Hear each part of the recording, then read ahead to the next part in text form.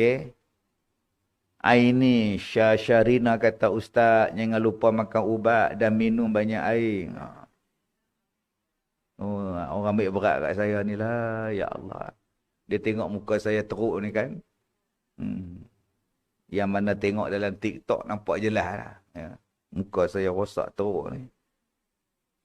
Baik. Dia kata yang pertama sekali, dilantik khalifah oleh khalifah yang sakit tadi ni.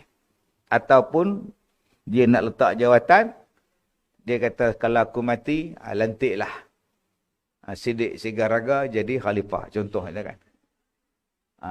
Maka boleh dia lantik siap-siap. Macam Abu Bakar.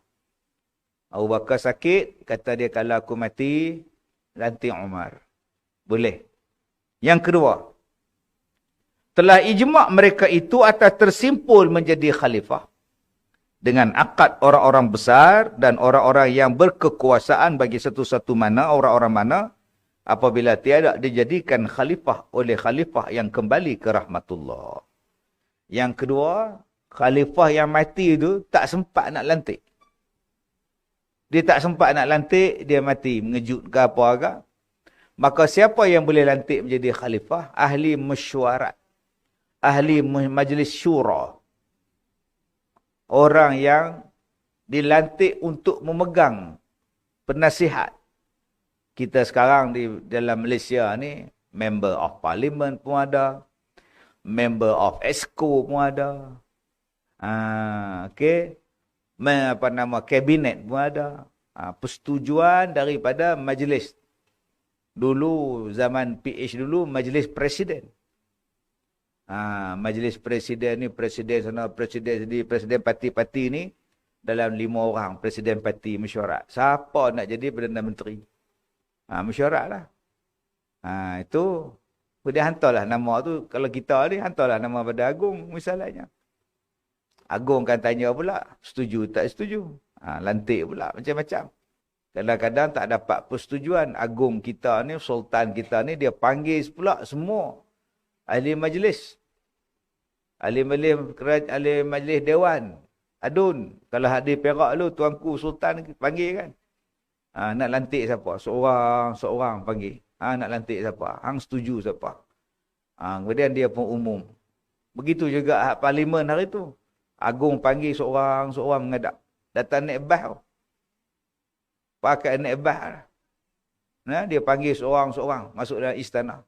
Hang nak siapa? Hang nak siapa? Okey. Ada yang mari naik bas 2 tingkat. Yang di bawah aircon, yang di atas panas. Sial tengok.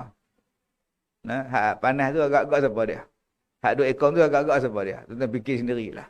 Tang situ pun kita letak nama lemah lah. Lemah yang kita ni. Okey. Jadi itu cara-cara melantik. Nak jadi Perdana Menteri. Nak jadi khalifah. Tapi ni kita cerita ni, hak sekarang ni kita baca ni khalifah Rasulullah. Bukannya sekarang. Sekarang ni ada yang buat pilihan raya. Okey. Ataupun pelantikan daripada sultan. Pelantikan daripada agung dan sebagainya. Yang kita sedang baca ni ialah khalifah Rasulullah. 4 orang itu. Dan telah ijma' mereka itu harus menjadikan khalifah dengan jalan musyawarah antara satu jamaah sebagaimana perbuatan Sayyidina Umar bersama 6 orang sahabat Nabi. Mereka bermesyuarat. 6 ahli majlis tertinggi. Mesyuarat siapa yang layak ganti. Kata Qastalani dan tersimpul menjadi khalifah itu dengan dijadikan oleh imam akan siapa yang ditentukan ketika masa hidupnya. Dan diisyaratkan kabul di dalam hidupnya. Supaya jadi khalifah selepas daripada matinya. Dan sah menjadi khalifah itu dengan diambil pemerintahan yang mengalahkan dan melebihi atas imam. Dan jikalau yang mengambil memerintah itu bukan ahlinya sekalipun. Seperti budak-budak atau perempuan. Seperti dipaksanya orang-orang dengan kekuasaan dan tenteranya. Sebab pun sah supaya tiada menjadi bergaduh persatuan orang-orang Muslim. Maka dia kata dalam kitab ni, Qastalani sebut. Kadang-kadang Boleh jadi tak nak lantik khalifah ni macam yang kita bincang tadi? Boleh jadi tak? Boleh. Kalau saya mati, pengganti saya ialah sekian-sekian orang. Contoh, boleh. Ataupun saya ni rasa saya tak lama dah. Saya panggil korang ni, korang pilih lah siapa yang boleh gantikan saya. Boleh.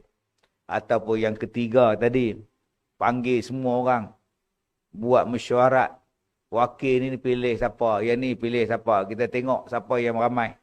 Boleh. Tetapi ada juga yang menjadi khalifah. Cuba tengok dia kata apa. Dengan jalan perintahan yang mengalahkan dan melebihi atas imam. Nama dia apa? Rampasan kuasa. Kudeta. Boleh jadi tak? Boleh. Tengok lembek sangat ini, kita rampas kuasa dia. Boleh. Ataupun, jikalau yang mengambil pemerintahan itu bukannya ahli sekalipun. Dia rampas kuasa, dia jeneral apa nama, tak tahu. Dia ketua polis ke apa ke, dia pergi serbu istana. Dia rampas kuasa. Sekarang ni tuan-tuan tengok di Sri Lanka. Dia pergi istana presiden, melompat atas katil istana. Terjun dalam kolam renang istana. Duduk atas meja pula. Kursi istana presiden tu. Saya presiden sekarang. Sehari kawan dia naik pula. Saya presiden sekarang. Dia pun marah dekat kerajaan. Pasal berhutang Cina dengan banyak sangat. Sampai tak mampu nak bayar, habis ekonomi ni.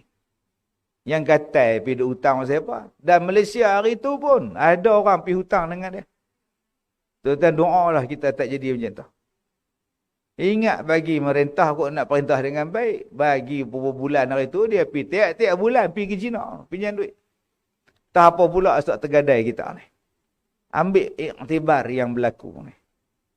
Baik, kemudian dia kata di sini kadang-kadang yang datang perintah tu orang perempuan. Orang perempuan main perintah. Ni dia. Ni cerita apa kat dulu ni. Maria Menado jadi raja. Raja jahatnya siput Sarawak. Maria Menado merampas kerajaan. Dayang puteri apa kan lupa. Dayang Senandung bukan dia. Apa lupa nama dia. Jadi dia sebut di sini. Lepas tu raja tu jatuh. Raja tu jatuh, naik raja baru. Sah tak Ustaz? Tu dia sebut tu. Sah. Yang penting supaya persatuan orang Muslim tak berganjak. Lantaklah istana mereka bergolak. Kita di bawah ni ikut saja siapa naik pun. Apa jangan duk gaduh pula. Biar mereka dua orang bergaduh, berebut kuasa. Yang di bawah ni kerja elok-elok.